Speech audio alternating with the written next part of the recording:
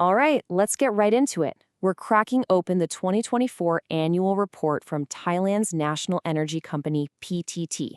And what we're looking for is this: how does an old school energy giant plan to pivot, to power the future? So, right at the top, they've got this vision.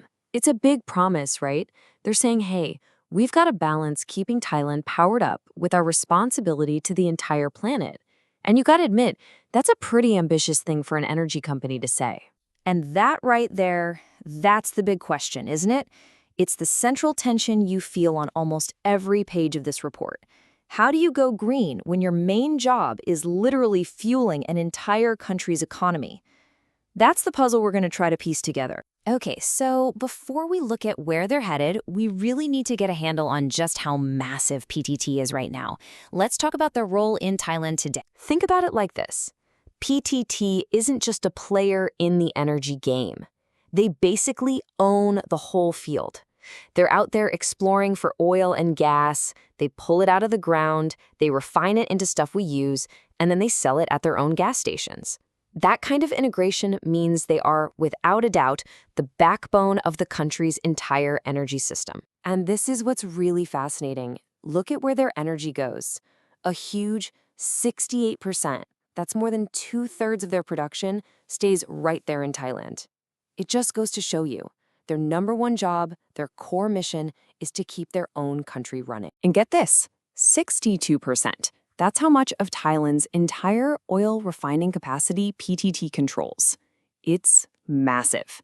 So yeah, when you think about the fuel that's going into cars, planes, and factories across Thailand, chances are you're thinking about PTT. All right, so let's zoom in on that traditional engine, right? The oil and gas businesses that have been the cash cow for PTT and for Thailand itself for a very long time. Okay, what you're seeing here are the absolute essentials.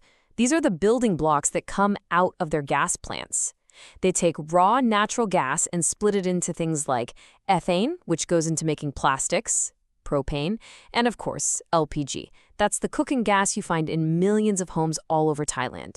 Super fundamental stuff. But here's the thing, keeping Thailand powered isn't just about what they can find at home. A huge piece of the puzzle is LNG, liquefied natural gas.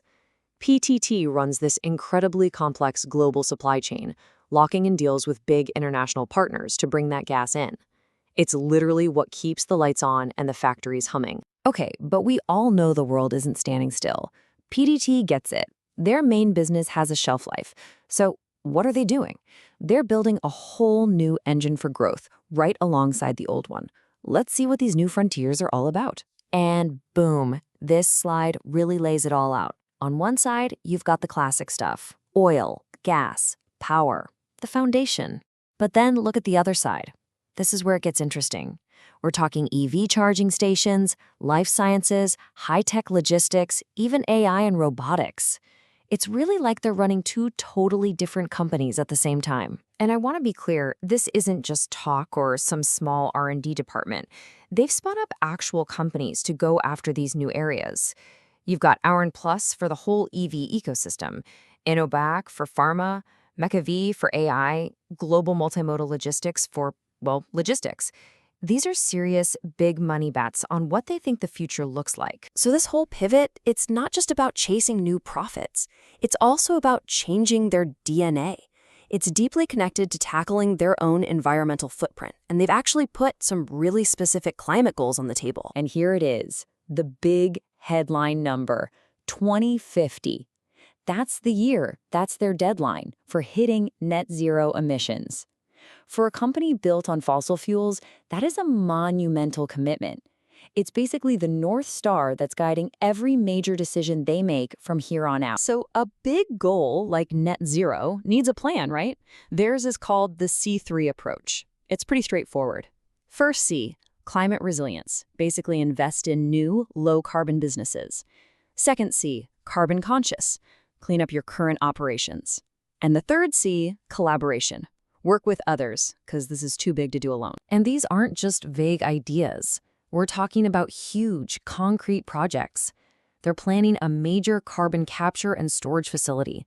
They're pouring money into developing hydrogen as a future fuel. And they're already a huge player in renewables, with a portfolio that's already cranking out over 9,500 megawatts of capacity. These are the big moves. Okay, a fancy strategy is great, but talk is cheap, right? Let's follow the money and see if they're actually putting their cash behind this big pivot. Over 100 billion baht. Just let that sink in for a moment. That's what PTT has approved for investment over the next 5 years. That's a serious amount of cash designed to do two things at once. Keep the old engine running smoothly while building that brand new one. And here's how that money splits. Yeah, 55% is still going to the core business. You have to keep the lights on. But look at this, 45%. Almost half of their entire investment budget is going directly into these new growth areas and their green projects. That tells you a lot about where they see the future. And, wait for it, that's not even the whole story. On top of that approved budget, they've got another 302 billion baht waiting in the wings. It's provisionally set aside for things like clean energy and other future-focused businesses. That's a huge, huge signal that they are all in on this transformation for the long haul. So all of this brings us right back to where we started. It comes down to that one single massive challenge that defines everything PTT is doing. How do you balance what your country needs right now with what the world needs for tomorrow? It's the ultimate tightrope walk. On one side, you have your mission: provide reliable, affordable energy for an entire nation. That's a matter of national security, plain and simple. But on the other side, you have this immense global pressure from science, from society, to get off fossil fuels. Juggling both of those things at the same time, that's the whole game right there. And you know what? Even with how tough that balancing act is, people are noticing. S&P Global, a huge name in this space, actually ranked PTT in the top 1% in the world for sustainability in their industry. That's not just a pat on the back. That gives their whole plan a ton of credibility on the world stage. Which leaves us with the final multi-billion-dollar question. Can they really pull it off? Can this absolute giant of an energy company successfully power Thailand's present while also building that cleaner, greener, net zero future they've promised? The answer to that is going to be their legacy.